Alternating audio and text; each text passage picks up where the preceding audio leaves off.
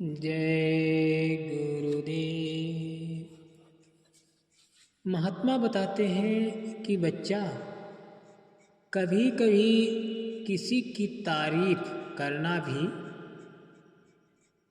उल्टा हो जाता है और नुकसान हो जाता है, क्योंकि जो सच्चाई होती है उसको छिपाने के लिए या झूठ को दबाने के लिए जो भी हम आप बोलते हैं उसमें दो चांसेस होते हैं।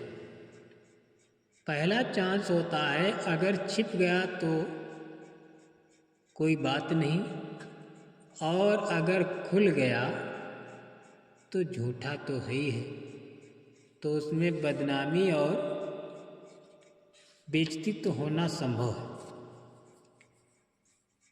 इसलिए कभी भी किसी की अगर तुम तारीफ बिना जाने अनजाने में कर देते हो, वो भी आपके लिए हानिकारक बन जाती है। ऐसा महात्माओं का कहना है। एक समय की बात है, एक आदमी की शादी को 20 साल हो गए थे, लेकिन उसने आज तक अपनी पत्नी के हाथ से बने खाने की तारीफ नहीं की। एक दिन जब वो दफ्तर से वापस आ रहा था तो रास्ते में उसे बाबा मिले। एक बाबा मिले। बाबा ने उस आदमी को रोका और कुछ खाने को मांगा, तो आदमी ने बाबा को खाना खिला दिया। बाबा आदमी से बहुत प्रसन्न हुए, तो उन्होंने आदमी से कहा कि अगर कोई उसे समस्या है तो बताओ, हम उसका हल कर देंगे। आदमी बोला, बाबा जी, बहुत समय से कोशिश कर रहा हूँ, लेकिन काम में तरक्की नहीं हो रही। बाबा ने कहा, बेटा, तुमने अपनी पत्नी के खाने की कभी तारीफ नहीं की। अपनी पत्नी के खाने की तारीफ करो, तुम्हें अवश्य तरक्की मिलेगी। आदमी बाबा को धन्यवाद बोलकर चल दिया। घर पहुंचकर उसकी पत्नी ने खाना परोसा।